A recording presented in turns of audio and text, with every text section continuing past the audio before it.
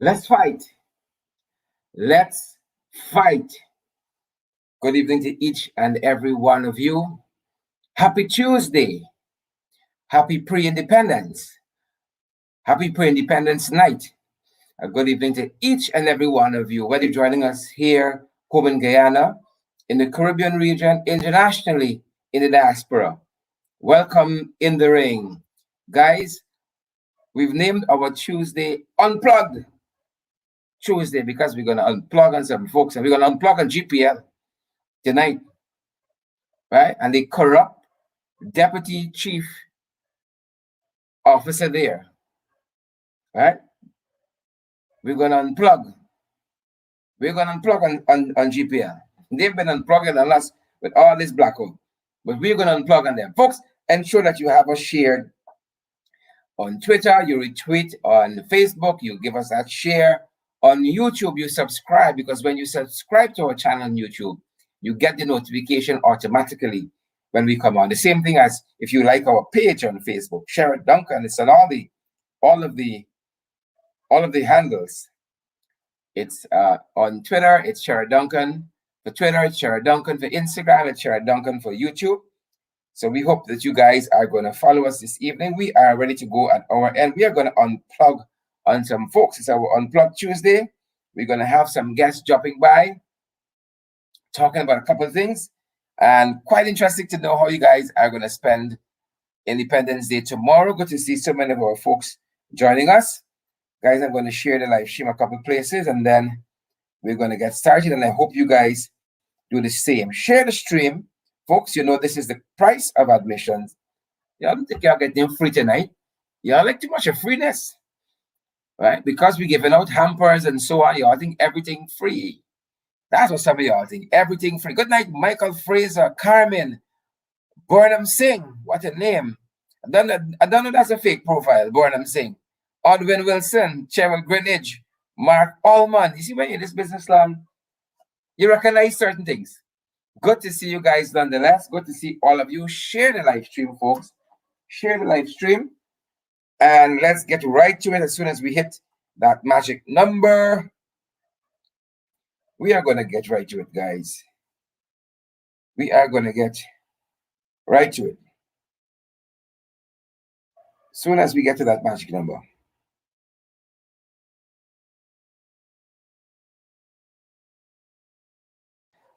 And we're trusting that you guys have had a good day wherever you are and doing whatever it is that you did today. We trust that you guys have a good day. Albert Morgan says as number 51 Village. He's in the house watching in the ring. Good to see you guys. Good to you. Good to see you in the home circles. Albert, good night to everybody there. Number 51 Village. Big shout out to you guys. Big shout out to each and every one of you guys. We are ready to go at our end, pretty much so. And we want to start this evening, of course, with our hot topics. We hope that you guys are fired up and you guys are ready to go. We're ready to go. We have our hot topics. Do we have our hot topics? Folks, we have some flooding. We have some flooding at Mibicuri. Yep, we have some flooding at Mibicuri. I want to take some of that. And then we're going to come back and we're going to start with our hot topics. This is our first one for the evening. This flooding at Mibicuri. This flooding at Mibicuri. So let's take a listen here, and guys, and then we're going to come back on the other side. Let me ensure that we're set up the way I want us to be. And then we're going to come back on the other side. Again, we have some flooding happening at Mibicuri. And I want to give you some of that.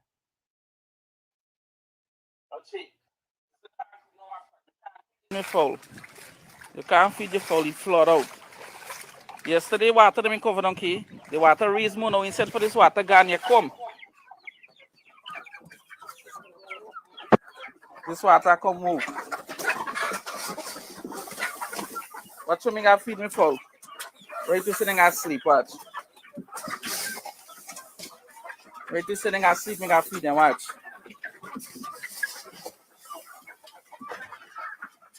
Watch. Right till we sitting asleep, watch. All over flood, watch.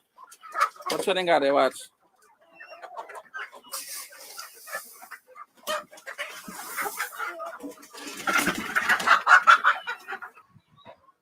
One time they come and say, they come and book them call what thing the last floor over there, but it's not so big. Oh lad, me talk me go get back something. Nothing, you don't hear back nothing. All of them last. You don't hear back nothing. They promise you, this government only a promise. Nothing you do. Blackbush people put them there. They're not doing it for Blackbush people. Dana all alone. What's he? And send me mommy in the shop. Watch, right there I live. Right there I live. Watch. Watch. Everything flood out here. Watch. You can't say this a lie. You can't say this a lie. Watch. This water not gone. This a come. Day and day you come more and more. Watch. Watch see. If I'm gonna raise up them fridges this morning, even duck out. Watch. Watch see. This is the clearance I've got to put on the water. Watch. Water right up.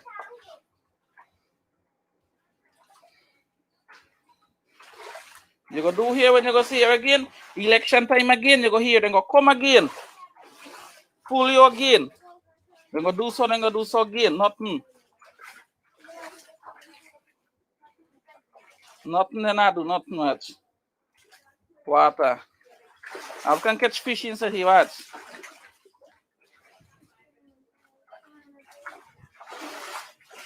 This is inside of the shop. Not say outside. It's inside the shop. Watch. If you think I lie, watch. Inside the shop. Watch. Pressure make the pants all fall, okay? This is the shop front. But people gotta come buy thing, watch. I will pay a license everything. Up to date. Watch. This is the shop front, watch. I got to close the shop door, watch. Everything, watch. This is a bridge front, watch. But sudden lady got come in the street, watch. This is a bridge front, watch. So look, you think he can't fit.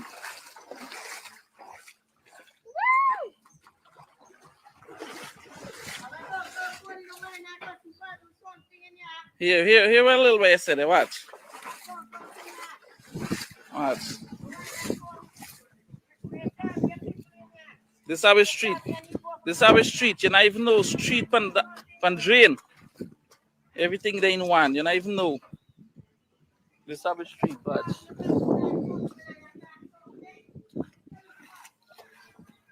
Watch it. Watch. This is my neighbor entrance, watch. You don't even know we say track there, and we say the dam there, we say drain there. We're calling the agriculture minister to come see what happened here. Waste time. President and all of them, what they're going to do, and they do nothing. Waste time, you calling, waste time. We say call them, they got to come and see what happened people here. They might do things we say that they get support. They might go to all the black man area, they might do all things. What the Blackbush people now live here, or animal here. Then I do not for Blackbush people. Nothing they do for me, Blackbush people. And they want support, then they get nothing to get. Nothing that I get to get because some people are drunk today. And then I go see. Right, this is the street, watch.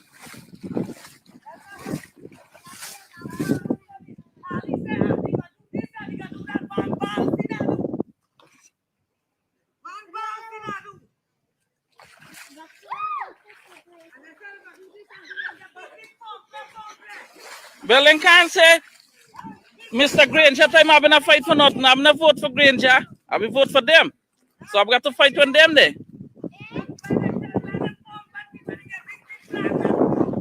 No pump now work, no pump broke.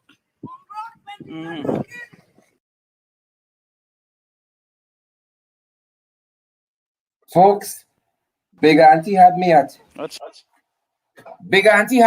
Black Man area. Watch. Big Auntie had me at Black Man area. You know, this country got a lot of problems, people. This country got a lot of problems. Big Auntie had me up to there. Them a do thing when them not get support.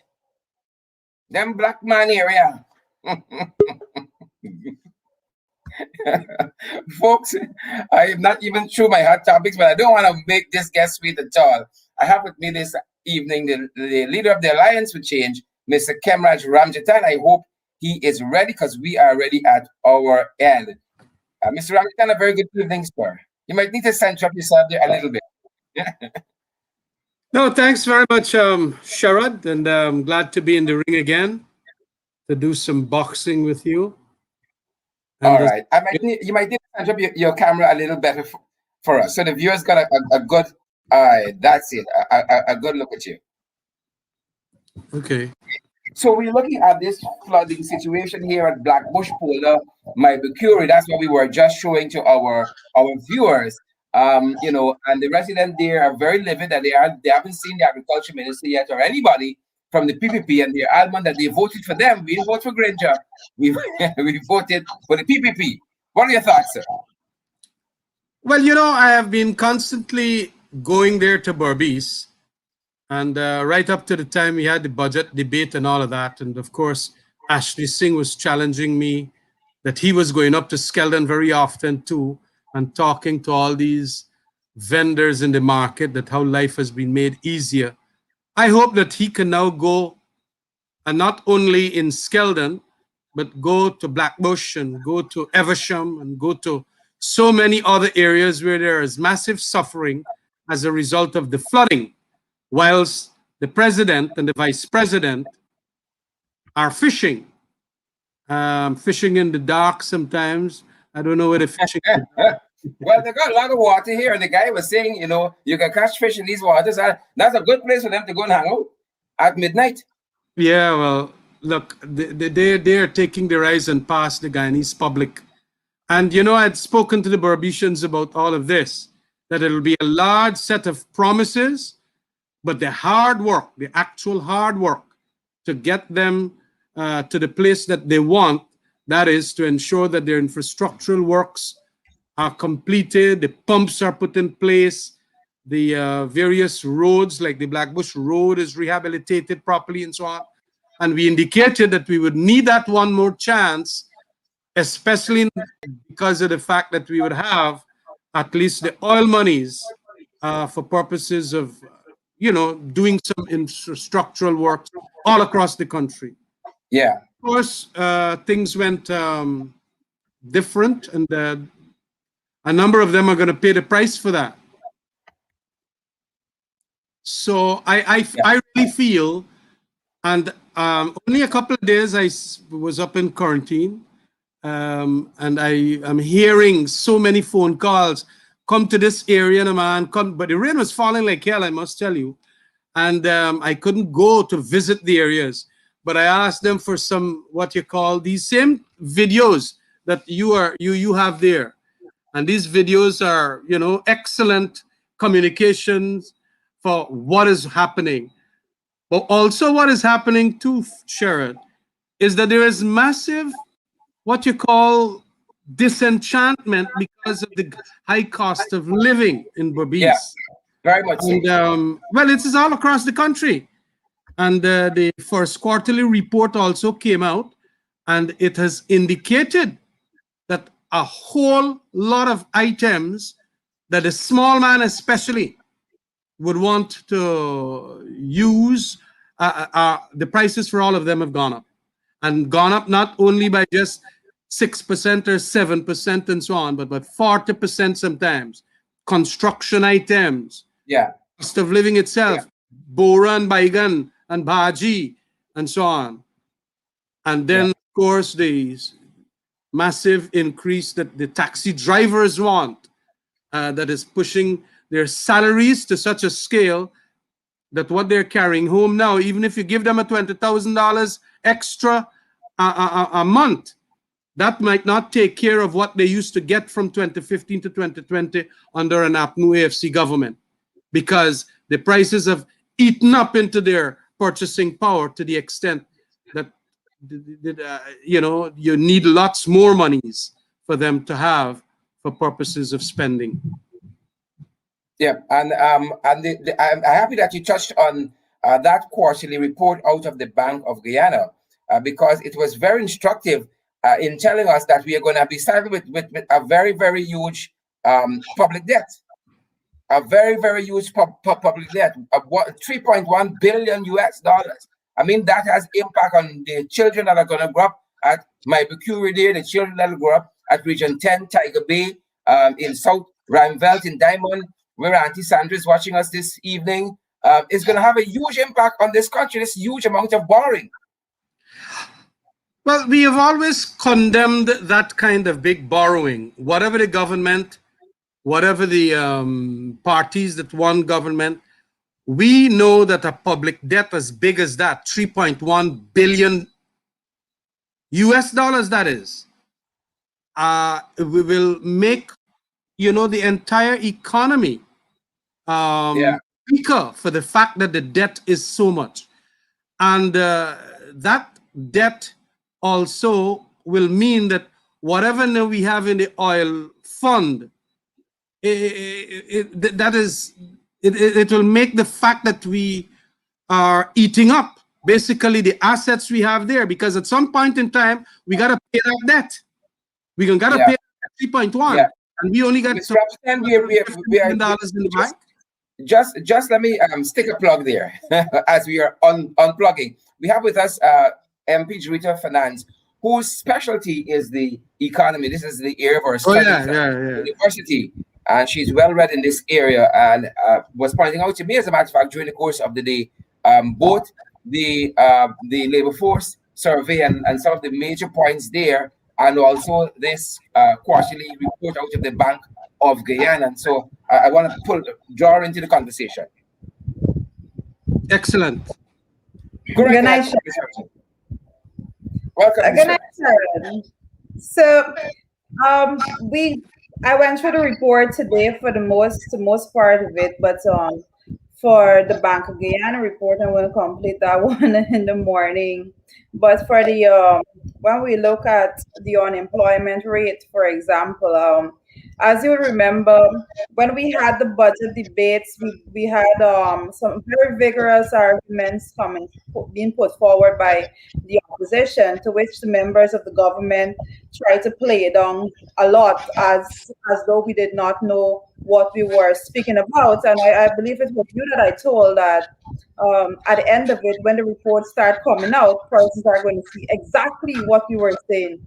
So I think specifically I will go back to persons like Ashley Singh's budget presentation and his debate all together, and just do some extracts from it and then put it against the data that is coming out right now, because there's so much that you can say as a politician, but when it comes to the numbers, we always say the numbers don't lie, and the data will always be there to justify what we're saying. The PVP had an entire campaign that we were doing so bad with employment and persons weren't being employed and all sorts of nonsense. And there you have it, the first quarter report coming out, and in comparison to the 2020 figures, you had from 12.8% in the first quarter of 2020 now to 15.6% in the first quarter.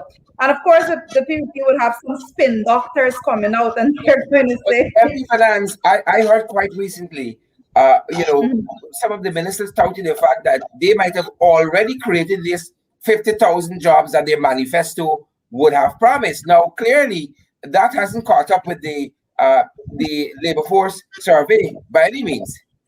But the sad part is, and the reality that we have to face, is that they speak to some persons that a lot of the people that they speak to, and I'm speaking about the masses, would not be interested in actually going and digging into this report. And that's why it's important for us to put out the information of what is in the report, because the people can talk about creating jobs all they want, but we have data that shows that thousands of jobs has been lost. And I'll get a more definite figure for that for you tomorrow, because when we talk about a percentage increase in unemployment, persons are just going to, it doesn't mean much unless you put a real number to it, but it's thousands of jobs we're talking about when we talk about that. It's very serious. I think oh well, you have the data up right there right now. It even showed that the youth unemployment has also climbed. It was at 30.2%, and now it's at 31.4%. These things are very significant. These are the real things. These are the tangible things that we talk about when we talk about government and policies. When the PPP went into office, they didn't put any effort at all into actually creating jobs for anybody.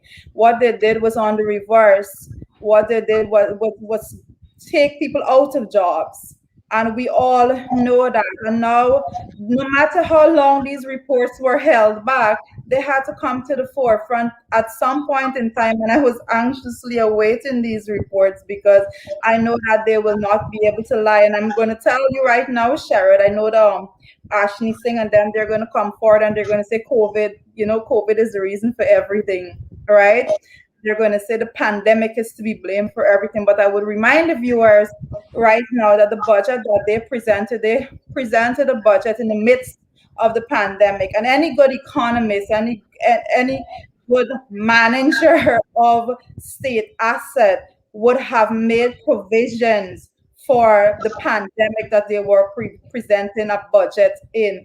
They would have done whatever adjustments that was needed to be done before they went into that. So nobody should be given a listening ear to anybody that's coming forward to say, well, it's because of the pandemic this has happened. That is just a coverall. It's just putting a spin to it. The truth is that nothing was done in the Department of Employment. I believe, correct me if I'm wrong, I believe Mr. Jagdi was referencing the cutting on the mangrove to employment or something like that. I may be wrong. I hope so. I hope so. But it is important. Yeah, but it is important to Sherrod that I make this point. Right ahead. It is the deficit financing tool that has created this high cost of living. The economists can explain it lots more, but when you have lots more monies coming in for purpose of spending, it will be chasing, as I just heard from both economists there, Clive Thomas and the finance boss that we had at the Ministry of Finance, our minister, he indicated just now that this is also a big thing. That's the point I wanted to make, because former Finance Minister Winston Jordan, who is studying the data as Juretha is suggesting that we have had job losses on the PPP as high as 30,000 on the PPP. So we are going to continue to look at the figure, and this is in the private sector, and they have been champions of the private sector. So we are looking to see some more details on this. Go right ahead. Yeah, no, but also in the public sector, we have names and so many, about more than 1,000 people.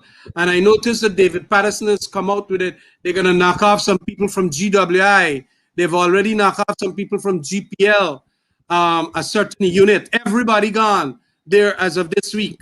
And GWI, they're sending home a number of people there. At this very coming back to your point, the people are hurting. That is the reality. This man at Mibicuri in Blackbush pulled up. He is hit by COVID. His business is already going to suffer. Now he's being hit by flooding. His business is going to suffer. Right? And then when you have people, as a common man, common thinking, you have people now who are out of work, who aren't going to even go to buy through the floods that he got there to deal with, and his case is replicated so many times, because we're seeing now, for instance, there is also flooding in Region 9 that they're trying to grapple with. So while these guys are being while these guys have gone fishing, right? The people are hurting. Absolutely. Right? Flooding in Region 9, Mibicuri, you got some parts of Region 10, some parts of Region 1 where there's flooding to compound with COVID. This country is hurting. Hugely. And They did not prepare for. They knew that the bad weather is going to come. We always do have around these times flood waters and But they're using the bad weather to fish. exactly, and they have now just abandoned their public functions, and it is making government dysfunctional. But I understand they're very much scatterbrained right now. They felt because of the two members in the Ministry of Finance there, Jagdev and Arshni Singh, that they're going to get the thing right. But when you start on wrong premises, when you start, as I used to quote to the Barbicians, spending more than you are earning is like the man who wants to spend more money than he's earning. At the end of the month, he's going to get broke. And then his wife is going to start getting vexed with him. His children going to start getting vexed with him. He will then force himself to go borrow. And then when he get broke the next month, now when he can't pay back the other friends, a whole set of other friends are going to get mad with him. So it gets a spiraling effect about it. And that is the danger that this government did not see. And, look at them fellas there. I mean, they said that they promised, especially their supporters, how they're going to work hard. Look them guys where they walk in there with, man. Fish hook. Because it comes back to what we say every single night. The PPP, they've shown us time and time again that they have little to no care for poor people, and their concern is to further empower the rich and wealthy. And I always this was never a fight between the private sector and us, or the private compared to public sector. We both are extremely important to the sustainability and growth of any country and the economy altogether. However, when you are a government and you have as we have in Guyana, you have the masses being not wealthy, and persons are getting by day to day. It is absolutely important that your policies are aimed at empowering and protecting those people that are most vulnerable. Now, when we went into the whole pandemic, the world was struck by a pandemic, and the least we would have expected was for the PPP to present a budget that will be providing some sort of security to those who are most vulnerable. But what they did was present a budget that would further empower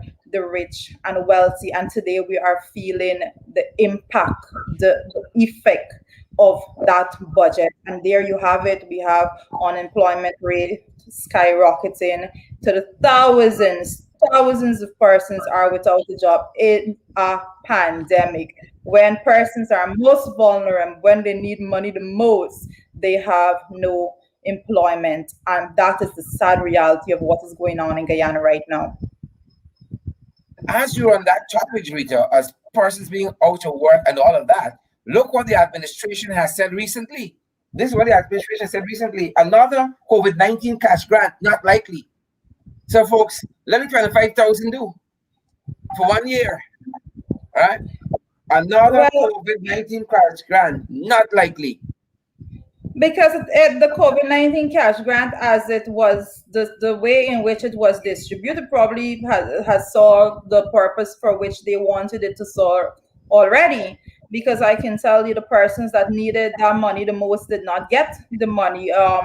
Only today we were talking to someone that again lives in a rent house, struggling to make ends meet, and the landlord is nice and comfortable, collect the cash grant, and they're left with a pink slip, never to hear back from the team again. And these stories have been repeated throughout Guyana. There was no proper distribution mechanism in place for the cash grant. And as a member of the Public Accounts Committee, I cannot wait for that to be audited properly. Yeah. And that guy represented so many Guyanese, because he said to us, folks, if you're now joining us, we are talking with leader of the Alliance for Change, Khemraj Ramjattan. He's also a member of Parliament, Juretha Fernandes, member of Parliament as well. And we're talking on a range of issues this evening. And thank you guys for sharing this live stream, whether you're joining us on Twitter, Facebook, YouTube. Share the live stream for us. Welcome In the Ring. It's unplugged. Tuesday. Good to have all of you with us. Juretha, that guy was talking about, I can't remember the name of the fish, but he said, as somebody who sells fish on the market, this particular kind of fish, people just buy the fish whole. It was about $2,000.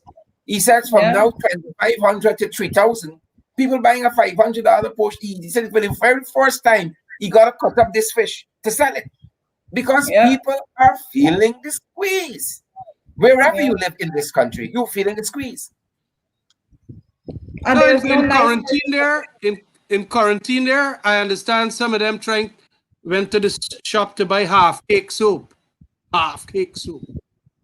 Can you imagine? And that is what is happening. It is terrible, terrible.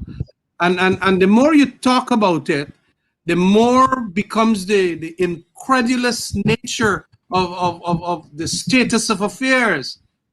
And people are not believing it. And that is why you can get a fella like Jagdeo making the statement that we are not going to have another COVID relief. So you're going to leave the money inside of the Federal Reserve Bank to do what? Your people are suffering. And that is why I'm calling out in Guyanese. We have to take basically our message to them in government to say that, look, what's happening there. Man dies after being left in the hospital floor for several hours. Look, you got the monies, and people must now put the fire on their backsides that money must be spent in accordance with the bureaucracies there that we have, the investment committee and the withdrawal committee and the public accountability committee. They just want to borrow money, as we have now seen, that has carried this debt to 3.1 billion US dollars. And when you borrow money like that, under the existing regime, under that, they have a big say as to what they can do with it. Under the Natural Resources Fund, they do not. They have a very strict guidelines as to how that monies will be spent, and it will be spent far better because we did our things more or less in accordance with the Norwegian rules. They're now gone and want to say something about how they want to alter this thing, and they want to go to some country called Kazakhstan. I don't know if Kazakhstan had, decades of democratic sovereign wealth fund and all of that, but they want, and you know what is the Kazakhstan thing? The Minister of Finance and the President must have the biggest say as to how the money. You see, it's control freakism. We avoided that in the Natural Resource Fund, completely avoided that, and get a 21-man or woman committee that will help in the processing of how that money should be spent. I've been saying this for a couple of days now, and that to be corroborated with Mr. Jordan. And the trouble is, they don't want to touch that, but they gone and borrow a whole set of money, 3.1 billion. We got $350 million now inside the money bank there, Federal Reserve. And at some point in time, when we got to pay back all this debt, they're going to take the money out from there and say that is a national emergency. And they spend the money as they want. People must get a little more sophisticated to understanding how this Jagdeo and Ashney combination is toxic for this society. And a lot of them didn't want to believe me when I was talking about it. Very, very bad. Very, very bad news for this country. But moving on in terms of some of the issues that we're dealing with, I brought it up because we're talking about how things getting bad, and sometimes we don't have a sense. I know people are busy going to work, trying to put food on the table. They're not catching up with the news. And so I just wanted to show this man dies after being left in the hospital floor. I mean, this is right in your own country. And then you're going to compound this, no second COVID cash grant, because perhaps, as Juretha was saying, it has not, well, it perhaps has achieved the intended purpose, or perhaps it has not, because they have said, for instance, even though it wasn't meant to act as a stimulus to the economy, they expected it to. Now, when you're seeing the kinds of, the spiraling price for food, right? I mean, we spoke to a woman today, MP Fernandes can bear me out with this. And woman said she was so frustrated. She thought about taking the life of her kids, right? Because you ain't seeing your way. Economic frustration. And then you got these jacobats to deal with. On top of that, things are real. People are suffering. And then he goes about lying, lying on so many of the issues. That last press conference that this man had, he made some outrageously fallacious statements. But that is how the crime and all, everything has jumped up. And this is going to be a serious day, because when the economics of the times get harsh, people are going to want to take care of their children. And they will be forced someday. There is an economic rationale behind high crime rates too. And you will get it happening. Anybody then become a victim, or it could become a victim. Anybody. Taxi driver robbed by gunmen and armed female accomplice. Things are rough. Things are rough, right? And on top of that, as we mentioned, COVID earlier, I'm just throwing issues out there. 7 persons died from COVID today. Wow. 7 today? 7 new COVID deaths, and there's a teenager among them. 7, right? Jack, you say we are locking down, right? Because I'm a medical doctor, I'm a specialist in COVID, and he said lockdowns have never curbed. There's no empirical evidence lockdowns have curbed COVID-19 spread. Well, 7 new deaths. Those were questionable doctorates he got by. I don't know about you, but very questionable. In any event, look, I don't want to get ad hominem, but I know that this is what Guyana is going to suffer from. There is a tremendous arrogance, and it also touches on they love themselves more than anybody, and they've managed to fool a whole country. And they're in there now, but they can't fool the economics of the day, neither can they fool the actual realities that can occur, especially in the context of harsh times like COVID, the flooding, climate change, and so on. Tomorrow is Wednesday, and I hear they can get a big high tide tomorrow. I hope that high tide didn't rise so high as to go through that 20-acre mangrove and go and flood up right up to Lenora. No, it is crazy. There it is, and you're not preparing for this. I think, Ms. Ramjattan, I think the most crazy part is that when we talk about the whole idea, the high tide and the whole concept of global warming and all of these things, we have persons that are sitting in office right now who had professed to be the experts in this department. We had persons that said that they are the champion, persons being labeled as champion of the earth. And now we're talking about high tide and things that they're not shocking. These things are predictable. These things are coming. We know what is the rising level of the rising sea level over time. We know that everything that has to be done with global warming, and no preparations are being put in place. And we have Mr. Jagvio going forward and trying to defend the fact that persons went and cut down the mangroves.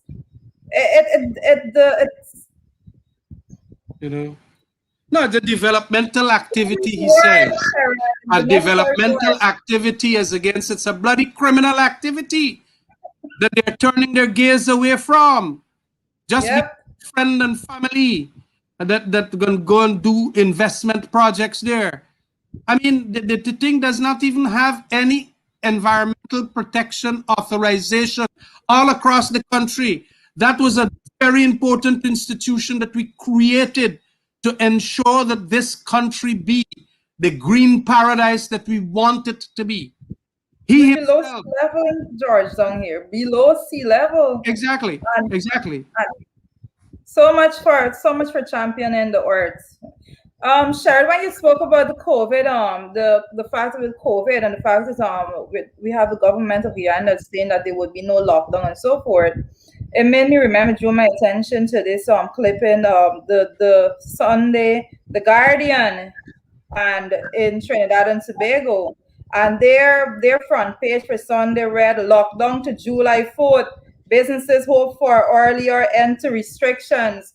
because there we have the government of the day there making the decision, the policy decision to preserve human life at the expense of maximizing profit. I'm going to say this over and over again. The government of Guyana is choosing to maximize profit at the expense of human lives. And this is the fact we see right there in Trinidad, a stone throw away from us. The government, they are choosing to make sure their citizens are safe. They're making sure that they do things that are necessary so that they can achieve what we call herd immunity and so forth. We are doing no such thing here. We have 7 persons lost their lives today to COVID, but yet we have a government that does not care whether we have 10 persons losing their lives tomorrow once they have a certain level of money circulating among. I want to unplug on that point of persons losing their lives and the government doesn't care, because when 100 persons lost their lives to COVID, there wasn't the slightest pause for reflection as a nation led by the installed administration. When we hit 200 deaths, it was the opposition who at the Promenade Gardens held an event there, nothing from the government, right? Now we are staring down, is it 300 deaths yet? Or are we waiting for 400? Right? There is never a Over pause. 300. There's never a pause for reflection by the government. Not an event, but people go fishing. You understand me? They don't recognize that the economy has just lost 7 persons who contribute to it. Right? Families have just lost 7 persons. There is never a reflection on this at all. Right? And that is sad. Very sad. Very sad. Yes. But we have to take this kind of uncaring attitude and ensure that people outside their supporters too. Lots of their supporters are now seeing how uncaring they are, but the work will be ongoing all the time. We have to ensure that we do these programs, show the headlines as to what they are actually, and that they don't spin doctor and beguile and fool the lying nature of them when he is saying that we are telling our supporters not to go and take the vaccine. Look, I have made so many recommendations to them. And we went, and the very first time Frank Anthony asked us to publicize, I went there with almost everything that they wanted. They want me to advertise the filaria tablets. We were there. The COVID vaccines, we were there. And then Jack, they'll go in and say, well, this is what they're lying and all kind of. The fella is, I don't understand how he could manage these lies as if nothing happens. The morality almost depraved. But whatever it is, talking about lying, I want to shift our attention to a scandal that is happening at GCOM. We're talking about lying, and here we have the deputy CEO of GCOM, the deputy chief executive officer of GCOM. GPL, my apologies, with responsibilities for strategic operation, Mr. Samaru, I think is Ratahal. I hope I'm pronouncing it right.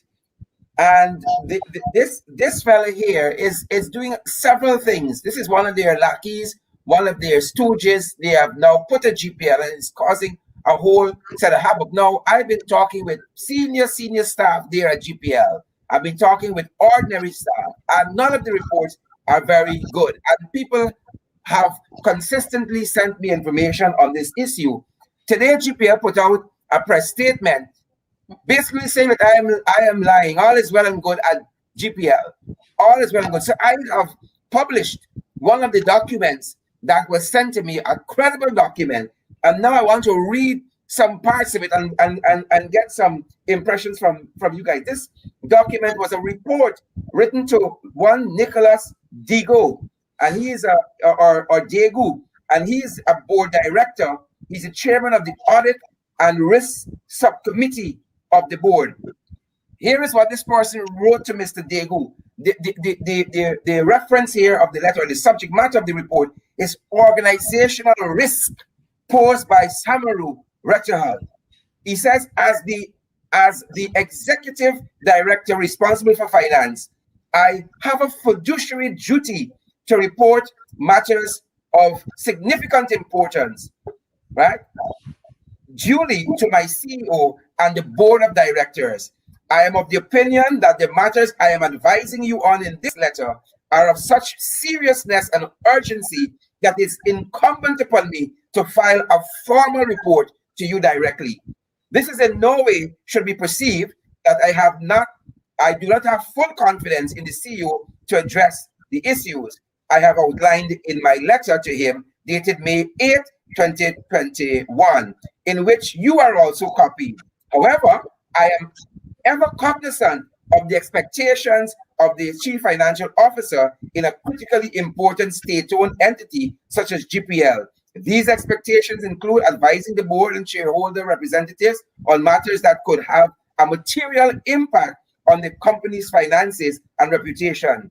This country as a whole was reminded of this only a few weeks ago when His Excellency instructed the CFO of Guyol and the board of directors to be removed from office, and that the general manager who had earlier resigned should stay resigned.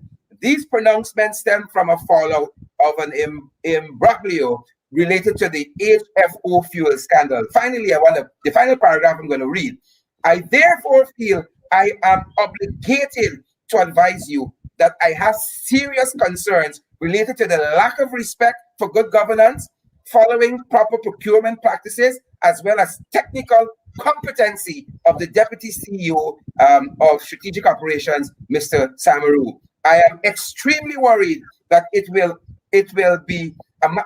only be a matter of time before the company suffers significant financial loss because of, one, poor advice from this officer, two, mismanagement of the procurement functions, and three, his intemperate behavior. And this is only the good parts of a 7-page report. Well, I'm glad that you brought that out. I didn't know of all those investigations going on with this chap, but that is very telling, and I must say that that is good investigative, how you manage it, journalism in a sense. So that is something that we should talk about. Yeah, no, Sharad, that is why I'm... They came out today with a press statement to say that all is well and good. The board has endorsed this fella. He's good for the company, and I'm telling untruth. So I released the entire document, and I have more. Yeah, well, that is it. You carry on like that, because in this very digitized world, too many lies pass for truths, and they get off from the thing because when they go and make statements, there is a crowd out there, or a big set of crowd that don't want to investigate or be discerning about these facts and truths, and they get mentally lazy. We are being joined by the leader of the opposition, Mr. Joseph Harmon. Tomorrow's Independence, as you know, and we are. I don't want to take attention off of this story here, but this is of even more gravity. That we're celebrating 55 years, and I wanted to get some thoughts from Mr. Harmon as we reflect on 55 years as a nation. This is the kind of stuff that we are dealing with. Same old PPP. As soon as Mr. Harmon is ready, I'm going to have him on. Khemraj, Juretha? No, yeah, well, Juretha, go ahead, because this scandal must now be publicized, and people, we got to carry it all across the country. This is what they have done here. Their cohorts and acolytes who probably helped them do all the wretchedness in the last elections, they now got to pay off and all kind of thing. And then you'd have misgovernance and malfeasance in public occupations, and that is what might very well be happening here. I'm glad that director wrote what he wrote there. Yeah, that's good. Well, what I expect again, Sherrod, but what I expect to see coming forward quite soon again is that when we were speaking about reports earlier, and we can come forward and we can say a lot of things. And we have the PP supporters wanting to believe everything we say to be not so, and they want to hold on to whatever is told to them by the PPP.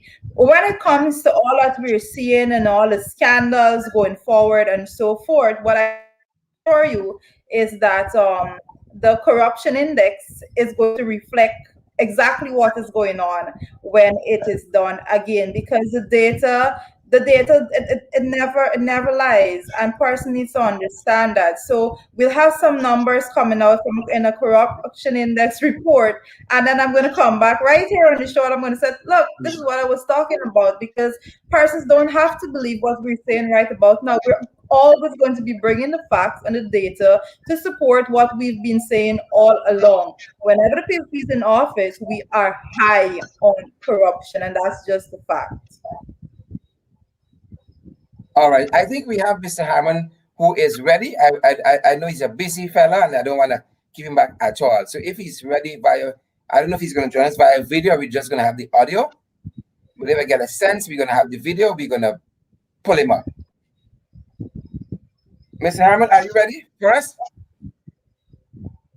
All right. Let me bring him. Let's see how that works. Great.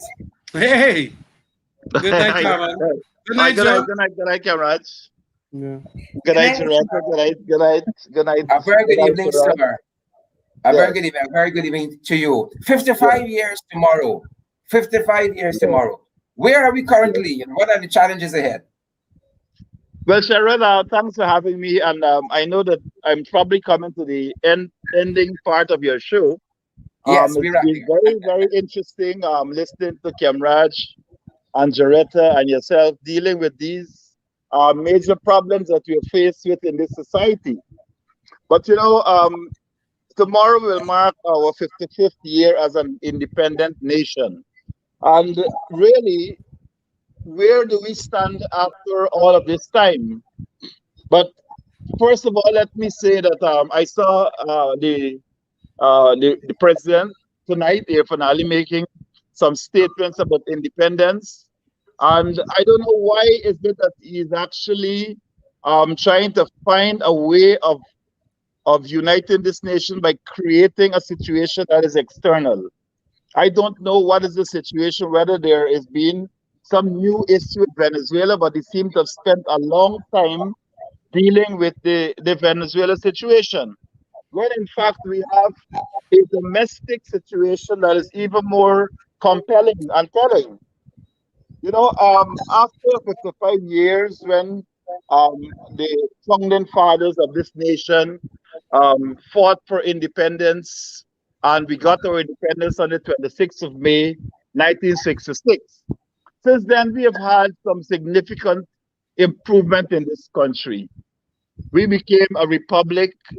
We commanded the commanding heights of our economy, and all of these were very important issues which we dealt with as a nation. But then, of course, you had a period where certain things started to happen after our general and regional elections of 2020. We saw a resurgence of certain vitriol, a certain type of behavior that spoke to a divisiveness in this society, that our foreparents, when they struggled for independence, when they fought against for years against British colonialism, when they actually got our independence, these were some of the founding principles. We established what we call symbols of nationhood. We had our own flag, our own anthem, our own motto, and all of these were important symbols that united us as a people. But now we have an administration that speaks about a one nation. But when they speak about one nation, they are speaking about we alone. That is the one nation they're talking about, not a nation that includes all of the people of this country and what we saw as important symbol of our nationhood. So tomorrow, as we celebrate 55 years, we are celebrating 55 years at a period of time when, in fact, we are dealing with some very important issues. We're dealing with a COVID-19 situation, a pandemic that has basically been mismanaged by the PPP. Today, I believe that that toll is about 368. We have over 16,000 confirmed cases. And yet, we are seeing an administration, 7 deaths today. 7 deaths today. 7 deaths today alone. And yet, we are seeing an administration that seem incapable of understanding that lives are more important sometimes than livelihood. And so we are basically putting lives at risk in the hope of ensuring that livelihood is dealt with. So we have a major problem, and we understand that to be a problem. And the AP and the AFC coalition, we have actually started to roll out a plan that will help our people to become more educated with respect to this pandemic, and so that we trust that working together, we'll be able to spread that information. We'll be able to get more people vaccinated so that we can get closer to that herd immunity that we're talking about. Right now, I understand that what the Ministry of Health is saying that we're only about 20% vaccinated. And they're blaming us, Jack, they're blaming us for the large among the people who are not, because they're listening to us. Well, I am glad that he acknowledges that the large percentage of this country listens to the opposition, because they voted for us. They voted for us. That is why they are listening to us. But this is an important issue, and it's an issue of life and death. And therefore, we have taken this challenge up.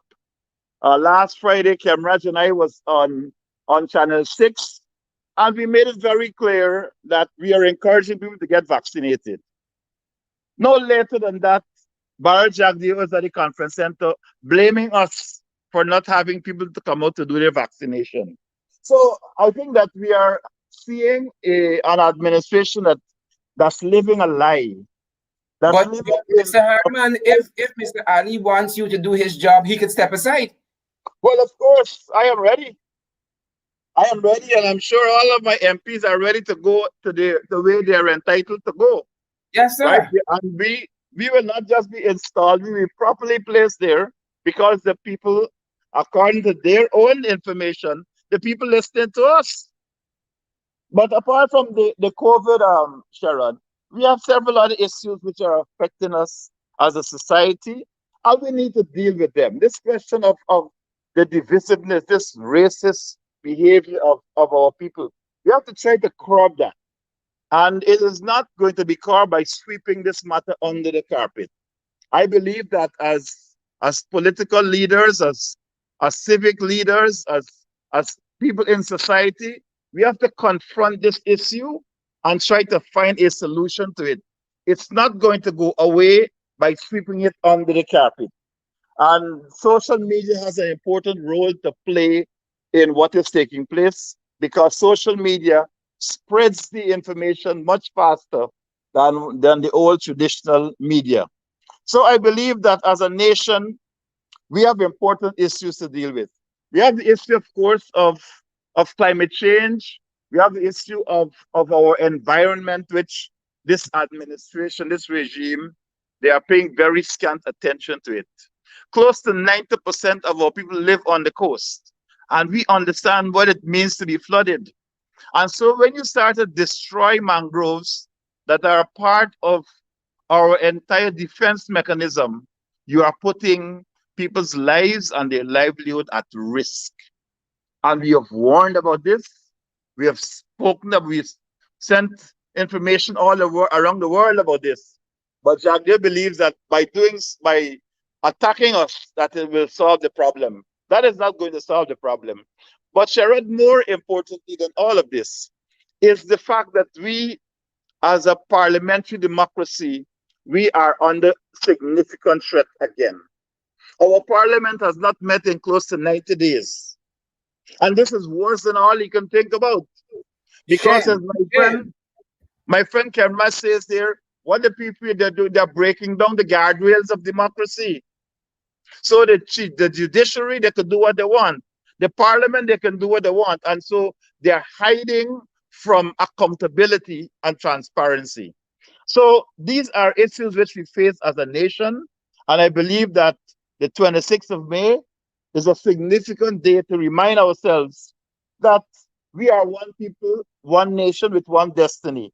And it will demand a commitment from all of us to act in a way that can guarantee a future for this generation and generations to come. We as this generation will have to act in a way that is responsible. We have to manage the resources of this country in a way that is equitable and provides justice for all of our people, not just some of our people. Too many of our communities are crying out because they have not received the resources which the state has to offer. And this basically speaks to the kind of discrimination that is now practiced. But I don't believe that we, as a people, we should go down that road. I think we are better than this. I think that independence has showed us that we can work together for the common good of all of our people. And I think that as the AP and AFC coalition, we are committed in this effort to unleash the full human potential of our all Guyanese, to put our shoulders to the wheel so that we can have a united Guyana that is prosperous, and that prosperity goes down to the last man in every community of this country, be it in the east, west, north, or south of this country. So, Sherrod, I know you're running out of time, but I just thought I would try to get in as much as I could before you close me off. Sir, we always privileged to have you, and when you hear you talk as long as you want. but we are going to end on that very, very high note. I don't want to add anything else to that. Suffice to say to the folks, continue to social distance, mask up, sanitize, and practice all the other protocols. Don't be like the fishermen who gone out midnight looking for fish, right? Breaching COVID curfew and all of those other things. Folks, They get catfish. that you, sir. That you. And thanks for joining, sir. Thank you. Thank you very much. Thank you, Thanks, Karen. MP Pleasure. Ramjattan, and also Miss Juretha. Thanks for joining as well. Leader of the opposition. Thank you as well, guys. Have We'll a end good our night, program at Karen. that very, very high note this evening. And as we go, I want to remind you guys that we were so privileged to all of you who have pitched in and helped us with our COVID packages, our care packages, because they have been a blessing to some folks. We have started handing out in some areas. I want to share that with you just before we go. We have started handing out our care packages in some areas. We were in some parts of Georgetown today and on the East Coast, and those folks have been so grateful. So I want to thank you, Ringsiders, for making this possible, because we know that you guys have really stepped up, and we continue to encourage those of you who want to be part of this initiative to ask us how you can be a part. You have our WhatsApp number there on Facebook. It's 627-6963. WhatsApp us and ask us how you can be a part, 627-6963, and we'd be very, very happy to tell you how you can be a part of this initiative. We were very, very privileged to be able to go out there and to say to folks on behalf of APNU FC and on behalf of the Ringsiders, on behalf of In the Ring, folks, this is something tangible. People are suffering out there, and we have to play our parts as well. So, folks, thanks for joining us. Thanks for joining us this evening, and do stay safe. Mask up, sanitize, social distance, practice all the other protocols as well. Stay safe, guys.